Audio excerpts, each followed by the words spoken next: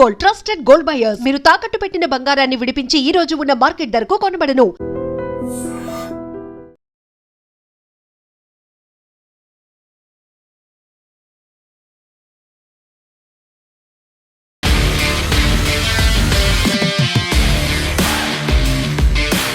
నమస్తే, welcome to I dream weekend update with కవిత.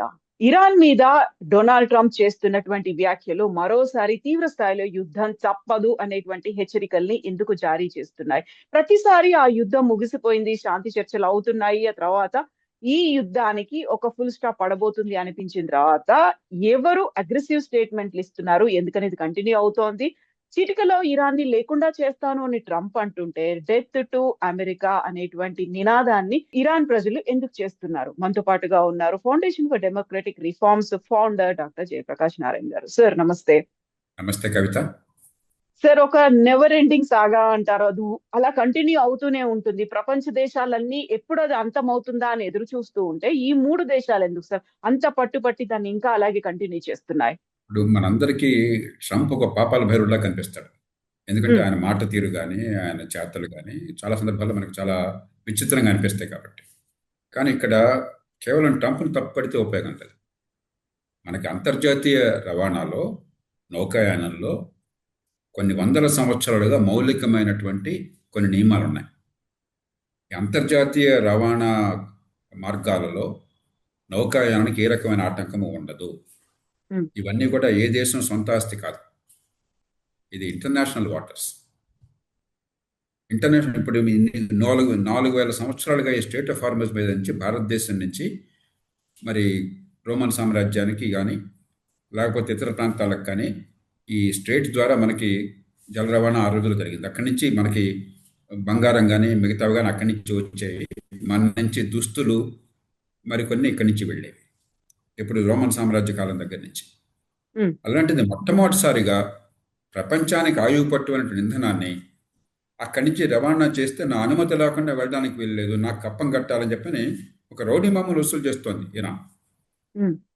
ఇప్పుడు ప్రస్తుతం అవుతుంది, ఉదాహరణకి ఆ నౌకల్లో మనలాంటి దేశాలకు రవాణా చేస్తుంటే ఇంధనాన్ని మీరు మా దగ్గరికి వచ్చి మా కప్పం చెల్లించకుండా వెళుతున్నారని చెప్పిన వంకతో వాళ్ళ మీద బాంబులు వేసి వాళ్ళని ఇబ్బంది పెట్టారు. కాబట్టి అమెరికా మళ్ళీ దాడులు దిగాల్సి వచ్చింది. కాబట్టి ఇది ఈ దేశం తప్పు, ఆ దేశం కరెక్ట్ అని కాదు. అంతర్జాతీయంగా ప్రపంచ దేశాలన్నిటికీ వాళ్ళ గొడవలో వాళ్ళు ఉన్నాయి, మనకు అనవసరం. అక్కడ యుద్ధం కాదు మనకు సమస్య. ప్రపంచం మొత్తానికి ఇంధనం రవాణా ఆగిపోతున్నది, ఇంధనం అందుబాటులో రాకుండా పోతుంది, ప్రపంచ ఆర్థిక వ్యవస్థ కుదేలైపోతుంది. అందులో మన దేశం 90% దిగుమతి చేసుకునే దేశం. మనకి ఇక్కడ మన దేశంలో సొంతంగా ఉత్పత్తి చేసిన పెట్రోల్ వనరులు లేవు మనకి. అలాంటప్పుడు మనం కావచ్చు, జపాన్ కావచ్చు, జర్మనీ కావచ్చు, ఇంకెన్నో దేశాలు కావచ్చు, అతలకొతలం అవుతున్నాయి. ప్రపంచం అంతా అతలకొతలం అవుతుంది. అంచేత దీన్ని ఆ దేశాల మధ్య పోరాటం అనుకోవద్దు. ప్రపంచం మీద ఒక దండయాత్ర ప్రారంభమైంది, ఇంధన వనరులు మనకు అందకుండా చేయడం కోసం అని చెప్పారు. అంచేత అక్కడ యుద్ధంలో శాంతి ఉందా లేదా మనకు అనవసరం, జల రవాణా మనకి ఆటంకం లేకుండా మనకు వస్తుందా లేదా అవసరం. అది ఆగిపోతున్నది. ఒకవేళ యుద్ధం పరిసమాప్తం అయినా కూడా రేపు పొద్దున ఈ వడున్న పరిస్థితుల ప్రకారం ఏముందంటే ఇరాన్ ఖచ్చితంగా అక్కడ రౌడీ మామూలు వసూలు చేస్తాము, మా అనుమతి లేకుండా రావడం లేదని చెప్పి దిగ్బంధనం చేసే ప్రమాదం ఎప్పటికైనా ఉన్నది. అంచేత మనం ఆలోచించాల్సింది, ఒకటి, వీరున్నంత మేరకు ఈ నౌకాయానానికి అడ్డంకులు లేకుండా ప్రపంచ సమాజంతో మనం కూడా కలిసి ఏమన్నా చేయగలమా. రెండు, అక్కడ ఎట్లా ఉన్నా కూడా మన దేశ భద్రత కోసం మనకి ఇంధన విషయాల్లో ఇలాంటి ఆటంకాలు ఎదురైతే దేశం అతలకొతలం కాకుండా భవిష్యత్తుకి వెంటనే పథకాలు మనం ఏర్పాటు చేసుకుని, వ్యూహం ఏర్పాటు చేసుకుని దాన్ని చిత్తశుద్ధితో యుద్ధ ప్రాంతం అమలు చేయగలమా, ఆ రకంగా ఆలోచించాలి. సో మనం ఏం చేయగలము అంటే మనం ఎవరి వైపు ఉంటే అవకాశం ఉంది సార్? మొన్న ఖమేనీ అంత్యక్రియల్లో అయితే మన తరఫున భారతదేశ తరఫున ఒక బృందం వెళ్ళింది, సర్వమత ప్రార్థనలు అన్నిట్లలో పార్టిసిపేట్ చేశారు. ఇరాన్ కూడా మనకు థ్యాంక్స్ చెప్తూ వచ్చింది. ఒక పక్కన అమెరికా మన మీద టారిఫ్లు వేస్తున్నప్పటికీ కూడా డొనాల్డ్ ట్రంప్ ఒక మాట చాలా క్లియర్ గా చెప్తున్నాడు, నాకు అత్యంత ప్రియమైనటువంటి మిత్రుడు, లేకుంటే చాలా cool guy, smart guy, he kills like, ఇలాంటివన్నీ మాటలు చెప్తూ ప్రేస్ చేస్తూనే ఉన్నారు. ఇజ్రాయెల్ కూడా మనకి చాలా చాలా క్లోజ్ ఫ్రెండ్, డిఫెన్స్ సిస్టమ్ కావచ్చు, మన మీద డిపెండ్ అవుతున్నటువంటి కంట్రీగా అది ఉంది. సో ముగ్గురు మనకు కావాల్సిన వాళ్లే అనుకుంటున్నప్పుడు మనం ఎవరికి ఎందుకు చెప్పలేకపోతున్నాం సార్? మరి కవిత, మనకి అంతర్జాతీయంగా ఎవరు మిత్రుడు కాదు, శత్రువులు కాదు. మనకున్నది మన ప్రయోజనాలు ఉన్నాయి, మన ప్రయోజనాలు మనం కాపాడుకోవాలి. అది అమెరికానా, ఇరానా, లేకపోతే ఇజ్రాయెలా, మరో దేశం మనకు అనవసరం. వీళ్ళెవరు కూడా మనకు బంధువులు కాదు. హ్మ్. మన పిల్లనవట్ల వాళ్ళకెవరికి. కాబట్టి మనకి మన ప్రయోజనాలను కాపాడుకోవాలి. ఆ ప్రయత్నాన్ని ఏ పార్టీ ఉన్నా కూడా మన దేశంలో ప్రభుత్వాలు గతంలో మూర్ఖంగా చేశాం మనం. ముందు చూపు లేకుండా గుడ్డిగా ఒక పందాన్ని అనుసరించాం. కానీ నరసింహారావు గారి కాలం నుంచి గత 25 ఏళ్లుగా మన దేశ ప్రయోజనాలు, మన ఆర్థిక ప్రగతి కోసం దౌత్య ప్రయోజనాలని, దౌత్యపరమైనటువంటి అవకాశాలను ఉపయోగించుకుంటున్నాం. అదే హ్మ్. కొనసాగుతుంది. కాబట్టి అన్ని దేశాలతో మనం వీళ్ళంత మంచిగా ఉందాం. మనం ఎందుకు అనవసరంగా నోరు పారేసుకోవాల్సిన అవసరం మనకేమిటి? కానీ మన ప్రయోజనాల విషయంలో చాలా జాగ్రత్తగా ఒడిపోయి వ్యవహరించాలి. ఇప్పుడు ఉదాహరణకి అక్కడ నౌకాయానం అడ్డుకున్నట్టయితే అది ఇరాన్ కావచ్చు, మరో దేశం కావచ్చు, ఎవరికైనా నష్టమే. మనకొక్కడికే కాదు ఇది. హ్మ్. ప్రపంచం మొత్తానికి నష్టం. ప్రపంచ ఆర్థిక వ్యవస్థ కుదేలైపోతుంది. ఇప్పుడు ఇవాళ ఇంధనం లేకుండా మనకి పారిశ్రామికీకరణ లేదు. ఇంధనం లేకుండా ఆధునిక జీవితం లేదు. ప్రపంచం అంతా స్తంభించిపోతుంది. మరి ఇంధనాన్ని 15% ఆపితే 20% ఆపితే 20% కాదు కొరత. ధర 2 రెట్లు 3 రెట్లు పెరిగిపోతుంది. మరి అమాంతంగా 15-20% ఇంధనాన్ని ఆపేశారు. 20% ఇంధనాన్ని ఆపేశారు అక్కడి నుంచి వచ్చేది. కాబట్టి ఇంధన సరఫరాని పునరుద్ధరించడానికి ఏం కావాలి? మన ప్రయోజనాలు ఎట్లా కాపాడుకోవాలి? అంతకు మించి దీర్ఘకాలికంగా ఇరాన్ కానీ మరొకళ్ళు కానీ రేపొద్దు ఇంకో దేశం ఇంకో చోట అడ్డుపడతానని అనొచ్చు. అవును. కాబట్టి ఏమేం చేసినా ప్రపంచంలో ఏమైనా కూడా మనకి ఇబ్బంది లేకుండా ఉండటం కోసం మనం ఏం చేయాలి? ఇలా ఆలోచిద్దాం. కానీ డొనాల్డ్ ట్రంప్ ఏమిటి, ఆ ఐతుల్లో ఎవరు, మనకేం కావాలా, ఎవరైతే మనకేం కావాలా, మన ప్రయోజనాలు మనకు కావాలా, మన ప్రజల ప్రయోజనాలు కావాలి, మన ఆర్థిక వ్యవస్థ కావాలి. సో అందువల్లే ఇప్పుడు ఇండోనేషియాతో ఒప్పందాలు కూడా కుదుర్చుకుంటున్నారు. ఇక్కడ మలక్కా జలసంధి ఉంది. అక్కడ హార్ముజ్ జలసంధి క్లోజ్ అవుతే ప్రపంచం అంతా అతలాకుతలం అవుతుంది కాబట్టి ఇండోనేషియాతో వాళ్ళకి అవసరమైనటువంటి బ్రహ్మోసుల దగ్గర నుంచి ప్రతి డిఫెన్స్ ఎక్విప్మెంట్ ఇస్తున్నాము. ఆ తర్వాత వాళ్ళకి కావాల్సినటువంటి protection and win win situation అనేది ఉండాలి అనుకున్నప్పుడు ఇవి నిజంగా ఎప్పటి వరకు అయ్యే ఛాన్సెస్ కనిపిస్తున్నాయి సార్? ఇమ్మీడియట్ గా అయితే మనకు ప్రయోజనాలు కాదు. ఇమ్మీడియట్ గా అయితే ఏది జరగదు కాబట్టి తాత్కాలికంగా అయ్యే దాని మీద ఫోకస్ పెట్టాలి. దీర్ఘకాలిక ప్రయోజనాలు అంటే ఎంత టైం పడుతుంది సార్? ఏం జరగాలి? ఇప్పుడు 2 రకాలుగా ఊహించాలి. ఒకటేమో వెంటనే చేసింది. వెంటనే చేయాల్సిన పనులకి ఇప్పటికీ మనం చేసాం. 3 నెలలుగా ప్రపంచమంతా అతలకుతలమైనా కూడా మనకి ఇంధన సరఫరా ఆగిపోలా. ధర పెరిగింది, కొనే ధర పెరిగింది. విదేశీ మార్గంగా డాలర్ల ఖర్చు పెరుగుతుంది. అదేం వారి మన చేతిలో లేదు. కానీ సరఫరా ఆగిపోలా. రష్యా నుంచి సరఫరా తీసుకుంటున్నాం. రష్యా నుంచి రికార్డు స్థాయిలో తీసుకుంటున్నాం. మనం దాదాపుగా 3 మిలియన్ బ్యారెల్స్ రోజుకి 2.7 మిలియన్ బ్యారెల్స్ తెచ్చుకుంటున్నాం. రికార్డు స్థాయిలో తెచ్చుకుంటున్నాం. అమెరికా నుంచి తెచ్చుకుంటున్నాం. వెనిజువేలా నుంచి తెచ్చుకుంటున్నాం. ఇతర దేశాల నుంచి తెచ్చుకుంటున్నాం. ఒకప్పుడు మరి పరిమితంగా కొన్ని దేశాల నుంచి వచ్చేది, ఇప్పుడు విస్తృతంగా మరిన్ని ఎక్కువ దేశాల నుంచి రకరకాలుగా ఇంధనాలు తెచ్చుకుంటున్నాం మనం. కాబట్టి తాత్కాలికంగా సరఫరా ఇబ్బంది లేకుండా మనం చేసుకున్నాం. రెండోది, మధ్యకాలంలో మీడియం టర్మ్లో అంటే 1-2 ఏళ్ళు ఆలోచించడం చేసినట్టయితే ఈ సరఫరా ఆగిపోవటమే కాకుండా ప్రత్యామ్నాయ రహదారులు ఏర్పాటు చేసుకోవాలి. కానీ హార్ముజ్ స్ట్రైట్ నుంచి ఒక 15 మిలియన్ బ్యారెల్స్ పైగా ఆయిల్ మామూలుగా వస్తుండేది ఫిబ్రవరికి ముందు. ఇప్పుడు దాదాపు ఆగిపోయింది. మన 15 రోజులు వచ్చింది. మళ్ళీ నిన్న ఇవాళ నిన్న నుంచి ఆగిపోయింది దాదాపు చాలా వరకు. రేపు పొద్దున ఇలాగ హార్ముజ్ జలసంధికి అడ్డంకి వచ్చినా కూడా ఇబ్బంది లేకుండా ఉండాలని చెప్పంటే ఇప్పటికే సౌదీ అరేబియాలో తూర్పు తీరం నుంచి పశ్చిమ తీరానికి ఈస్ట్ వెస్ట్ పైప్ లైన్ అని చెప్పని యాన్బు అనే చోటకి వాళ్ళు పంపిస్తున్నారు. 7 మిలియన్ బ్యారెల్స్ దాకా పంపిస్తున్నారు. అంటే హార్ముజ్ స్ట్రైట్ నుంచి రావాల్సిన అవసరం లేకుండా మీకు ఈ మధ్య ఎర్ర సముద్రం నుంచి, రెడ్ సీ నుంచి మనకు వస్తుంది. ప్రపంచం మొత్తానికి వస్తుంది. అది చాలదు. ఆ పైప్ కెపాసిటీ పెంచాలి. తూర్పు నుంచి పశ్చిమానికి వెళ్ళేది. అలాగే ప్రత్యక్షంగా అరేబియా తీరంలో, అరేబియా దక్షిణ తీరం అంటే హార్ముజ్ స్ట్రైట్ ద్వారా వెళ్ళాల్సిన అవసరం లేకుండా, నౌకాయానం వెళ్ళాల్సిన అవసరం లేకుండా ఒమాన్ కోస్ట్ ఉన్నది. అక్కడ దాకా మీరు రోడ్డు కానీ పైప్ లైన్ కానీ మీరు తీసుకొచ్చారనుకోండి, ఆయిల్ గ్యాసు వగైరా ఏం కావాలంటే తీసుకొచ్చారనుకోండి, అక్కడి నుంచి ఒమాన్ పోర్టుల ద్వారా హిందూ మహాసముద్రం ద్వారా డైరెక్ట్గా మనం తీసుకురావచ్చు. దానికోసం ఏర్పాట్లు జరగాలి. మనం కూడా గట్టిగా పట్టుబట్టి దాన్ని సహకరించాలి. మూడోది, ఒమాన్ నుంచి మనకి డైరెక్ట్గా పైప్ లైన్ కోసం ఏర్పాట్లు జరుగుతున్నాయి భారతదేశం కోసం గ్యాస్ సప్లైకి. అది మనకు ప్రత్యేకంగా మన దేశానికి అవసరం. దాన్ని వేగిరపరచాలి. ఇట్లా మరి మనకు సంబంధం ప్రత్యక్షంగా లేకపోయినా కూడా ప్రపంచం మొత్తానికి కొరత ఉంటే మనకు కూడా కొరత అవుతుంది. కాబట్టి మరి ఆ గల్ఫ్ దేశాల నుంచి ఈ హార్ముజ్ స్ట్రైట్ ద్వారా వచ్చే అవసరం లేకుండా పర్షియన్ గల్ఫ్ ద్వారా కాకుండా భూమార్గం ద్వారా ఉత్తరానికి వెళ్ళి మధ్యధరా సముద్రం, మెడిటరేనియన్ సీ డైరెక్ట్గా అక్కడికి పంపించవచ్చు పైప్ లైన్స్ ద్వారా. ఇవన్నీ మనం ప్రోత్సహించాలి. ప్రపంచంలో ఒక కీలకమైన దేశంగా ఒక 2 ఏళ్లలో ఇవన్నీ జరుగుతాయి. ఎందుకంటే ఇక ఇరాన్ పరిస్థితి చూసిన తర్వాత ప్రపంచం మొత్తానికి గల్ఫ్ దేశాలకి నమ్మకం పోయింది. కాబట్టి వాళ్ళని ప్రోత్సహించి శరవేగంగా ఆ పని జరిగేట్టు చేసినట్టయితే ఇక ఇరాన్ ఎన్ని గందరగోళం చేసినా కూడా ప్రపంచానికి ఇబ్బంది ఉండదు. ఇది వచ్చే 2 ఏళ్లలో చేయాల్సిన పని. వచ్చే 10 ఏళ్లలో భారతదేశం చేయాల్సిన పని ఎంతకంటే ముఖ్యమైనది ఉంది.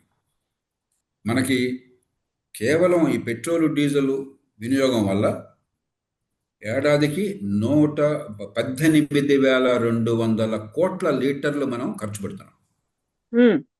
18,200 కోట్ల లీటర్లు అంటే రోజుకి సుమారుగా 50 కోట్ల లీటర్లు ఖర్చు అవుతుంది వాహనాలకు ఇంధనం. ప్రధానంగా మనం ఈ పెట్రోలియం ఉత్పత్తులు దిగుమతి చేసుకునేది ప్రధాన కారణాలు. కొంత ఎరువుల కోసం చేసుకుంటున్నాం, కొంత కుకింగ్ గ్యాస్ కోసం, వంట గ్యాస్ కోసం చేసుకుంటున్నాం. కానీ అత్యధికంగా మనం వినియోగించేది ఈ వాహనాల కోసం అని చెప్పాను.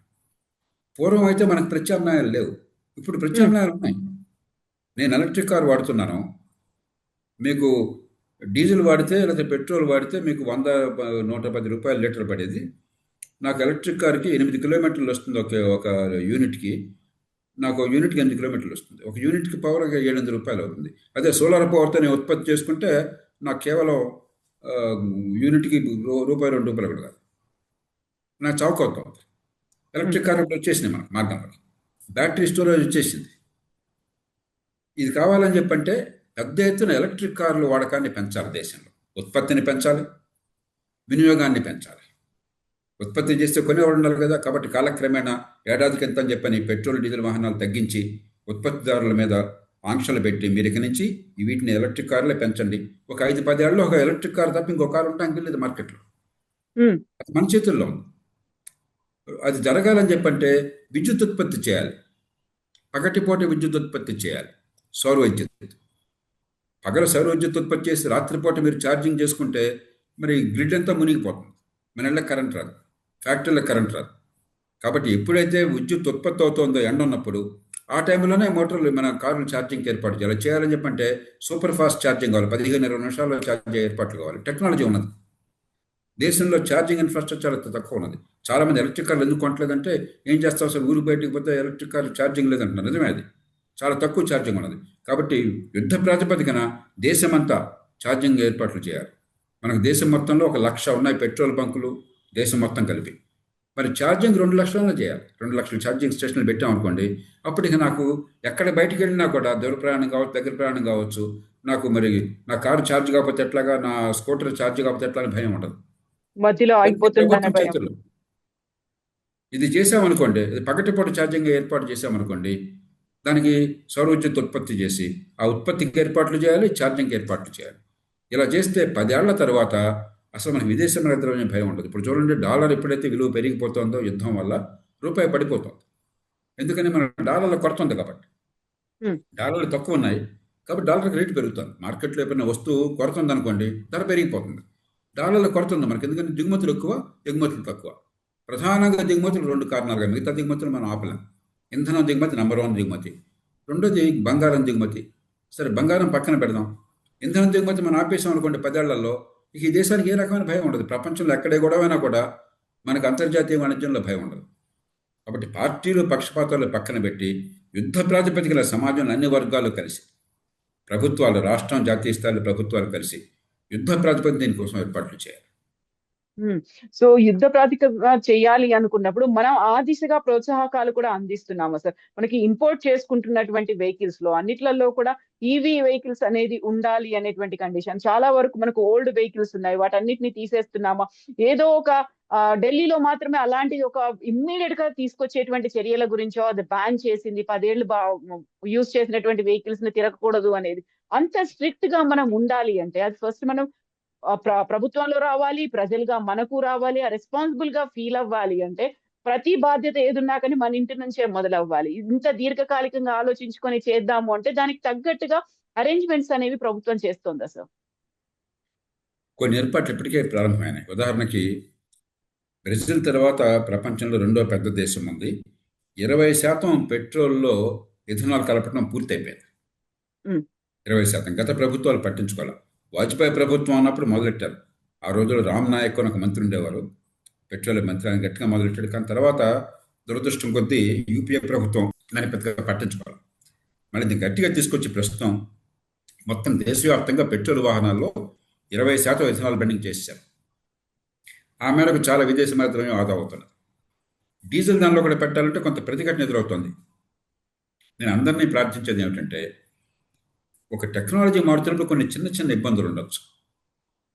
మరి ఇన్ని ప్రయోజనాలు దేశానికి ఉన్నప్పుడు ఈ పెట్రోల్ డీజిల్ కొరత బాధించకుండా ఉండాలంటే, వాతావరణం కాలుష్యం కాకుండా ఉండాలంటే, డాలర్ల కొరతతో దేశం నష్టపోకుండా ఉండాలంటే మనం సిద్ధపడాలి. అందుకే ప్రతిదానికి ఏ మంచి ప్రయత్నం చేసినా కూడా ఎదురు తిరిగి తిట్టి అరుచి చేసి ప్రొటెస్ట్ చేసి గందరగోళం చేసి యాగి చేస్తే మార్పు కావాలని మనమే కోరుతున్నాం. ఆర్థిక వ్యవస్థ పెరగాలని మనమే కోరుతున్నాం. డీజిల్ పెట్రోల్ ధరలకు పెరగకుండా మనకి ఇబ్బంది లేకుండా ఉండాలని మనమే కోరుతున్నాం. దానికి ప్రత్యామ్నాయం అని చెప్పంటే మళ్ళీ అడ్డుకుంటున్నాం. ఎట్లా అవగాహన భోగాలను సాధ్యం కాక మనం కూడా సహకరించాలి. కాబట్టి ఇథనాల్ బ్లెండింగ్ ఇప్పటికే పెట్రోల్కి చేశారు, డీజిల్కి చేయబోతున్నారు, మొదలెట్టారు. ఇంకా టెక్నాలజీ ఇంప్రూవ్ చేయొచ్చు.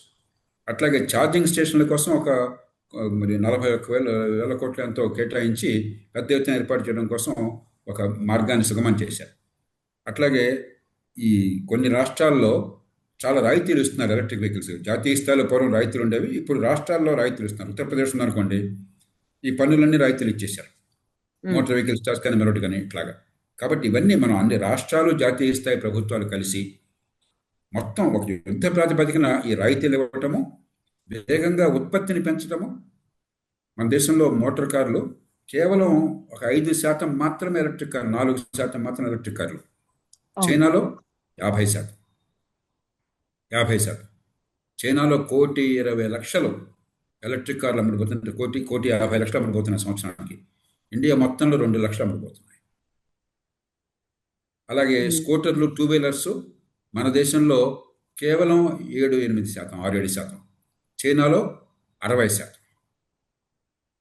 ఆ స్థాయికి వెళ్ళిపోవాలి. మనం చాలా వేగంగా వెళ్ళిపోవాలి. ఉత్పత్తి సామర్థ్యాన్ని పెంచాలి, వినియోగాన్ని పెంచాలి. అట్లాగే మనం రికార్డు బాగా చేస్తుంది ఎక్కడంటే 3 వీలర్స్లో. ఆటోలలో బాగా ఎలక్ట్రిఫికేషన్ జరుగుతుంది. ఆటోలు ముడిపోయేది కొద్దిను దేశం మొత్తంలో. ఒక 60-70% ఆటోల్లో పాపం ఆటో డ్రైవర్లు ఎలక్ట్రిక్ వెహికల్స్ కొనుక్కుంటున్నారు. అక్కడ ఒక్క చోట మనం బాగా చేస్తున్నాం, కానీ అది ఆ సంఖ్య చాలా. కాబట్టి విస్తృతంగా వేగంగా మనం ఎలక్ట్రికల్ ట్రాన్స్పోర్ట్ పెంచాలి అన్ని రకాలుగా. అలాగే పబ్లిక్ ట్రాన్స్పోర్ట్ పెంచాలి. అసలు ప్రైవేట్ ట్రాన్స్పోర్ట్ అవసరం లేకుండా మంచి క్వాలిటీ పబ్లిక్ ట్రాన్స్పోర్ట్ ఉందనుకోండి, మనకి వినియోగం తగ్గుతుంది, ఇంధన వినియోగం తగ్గుతుంది. ఇవన్నీ మన చేతుల్లో ఉన్నాయి. అన్నిటికీ టెక్నాలజీ ఉంది, టెక్నాలజీ అవగా ఉంది. ఇప్పుడు మీకు డీజిల్లో పెట్రోల్ వాడితే కిలోమీటర్కి 700 రూపాయలు పడేది కనీసం 6-7 రూపాయలు పడుతుంది మీకు కిలోమీటర్. కాబట్టి చవకగా ఉంది. అన్ని రకాల టెక్నాలజీ వచ్చింది. అలాగే సోలార్ పవర్, బ్రహ్మాండమైన టెక్నాలజీ వచ్చింది. సోలార్ పవర్ వాళ్ళ విద్యుత్తుని మీరు ఇంట్లో చేసుకునే పవర్ ప్లాంట్స్ కూడా మీకు బాగా ఖర్చు అవుతుంది. ₹2-2.5 ఖర్చు అవుతుంది యూనిట్కి. స్టోరేజ్ కూడా చేసుకున్నా కూడా ₹3.5 యూనిట్ అవుతుంది మీకు అంతే. నిజానికి ఈ ఫాస్ట్ ఛార్జింగ్ పెట్టినట్టయితే ఎలక్ట్రిక్ వెహికల్ స్టోరేజ్ కూడా అక్కర్లేదు. ఇంత తక్కువ ఖరీదుతో విద్యుత్ ఉత్పత్తి అవకాశం ఉన్నప్పుడు ఆ విద్యుత్ పెద్ద ఎత్తున ఉత్పత్తి చేయాలి, ఆ గ్రిడ్ సామర్థ్యాన్ని పెంచాలి. కాబట్టి చిన్న చిన్న సాంకేతికమైన ఇబ్బందులు ఉన్నాయి, వాటిని మనం సవరించాలి, పెట్టుబడులు పెంచాలి. అలాగే రెగ్యులేటరీ నియంత్రణ, అంటే మోటార్ కార్లు ప్రతి సంవత్సరం 10% తగ్గించాలి, డీజిల్ పెట్రోలు. ఆ వార ఎలక్ట్రిక్ కార్లే పెంచాలి, ఎలక్ట్రిక్ స్కూటర్లే పెంచాలని చెప్పిన నిబంధన పెట్టామనుకోండి. అంతకంటే ఉత్పత్తి చేయడానికి లేదు, ఆదేశించామనుకోండి, అయిపోయింది. అన్ని కంపెనీలు సిద్ధపడతారు. కాబట్టి ప్రభుత్వం చాలా చిత్తశుద్ధితో చేస్తున్న పని చాలదు, మనం కూడా సహకరించాలి పూర్తిగా. సో ఇప్పుడు మరి ప్రపంచవ్యాప్తంగా జరుగుతున్నటువంటి ఈ సంక్షోభానికి ఒక ఎండ్ కార్డ్ అనేది ఎప్పుడు పడుతుందని మీరు అనుకుంటున్నారు సార్? పూర్తిగా సంక్షోభం సమస్యపోయే అవకాశం నాకు కనిపించట్లేదు. యుద్ధం ఆగిపోయినా కూడా ఇరాను బస్తీ మీద సవాల్ అంటోంది. ప్రాణం పోయినా కూడా అక్కడ వెళ్ళే నౌకాయానం మీద నియంత్రణ మేము చేస్తాం, మా కప్పని చెల్లించుకున్న మేము వెళ్ళనయం, ఎప్పుడు ఇష్టం వస్తే అప్పుడు అడ్డుకుంటామని చెప్పి వాళ్ళు అంటున్నారు. కాబట్టి ఇది ఖచ్చితంగా దీర్ఘకాలం ఏదో రూపంలో ఉంటుంది. పూర్తిగా రవాణా ఆగిపోకపోవచ్చు, కానీ ఆటంకులు ఉంటాయి. కేవలం వాళ్ళ దయాదక్షిణ మీద నడుస్తుంటుంది. మరి ఇరాన్ నిలువరించే శక్తి ఎవరికి లేదు. ఇరాన్ పెద్ద బలమైన దేశం కాదు, కానీ చాలా కీలకమైనటువంటి భౌగోళిక పరిస్థితుల్లో ఉంది. అక్కడ జాగ్రఫీలో చాలా కీలకమైన స్థానంలో ఉంది అక్కడ. మరి ఇరాన్ దేశం మొత్తాన్ని ధ్వంసం చేయడానికి ప్రపంచం సిద్ధంగా లేదు. అది కాదు కదా, అక్కడ నాగరికత ఉన్న దేశం, అక్కడ ప్రజల అమాయకులు, మంచివాళ్ళు. కొన్ని వేల సంవత్సరాల మంచి నాగరికత ఉన్న దేశం. అక్కడ ప్రభుత్వం దుర్మార్గం చేస్తే ప్రజలు ఎందుకు బలి కావాలా? అందుకనే ప్రపంచం అంతా ఊపికొడుతుంది. అమెరికా కూడా నిజంగా అమెరికా ఇరాన్ని వంచాలి అని చెప్పంటే ఎంతమంది జనం చచ్చిపోయిన పర్వాలని కూడా జరుగుతుంది. కానీ అది అలా జరగకూడదని కదా. లక్షలాది మంది జనాన్ని చంపేసి మీరేం బాగుకున్నట్టు? దాన్ని అడ్డుగా అవకాశంగా తీసుకుని ఇరాన్లో ఉన్న ప్రభుత్వం చాలా దారుణంగా ప్రవర్తిస్తుంది. ఆ విషయం మనం గమనించాలి. Yes, sir. Thank you so much, sir. Thank you, sir.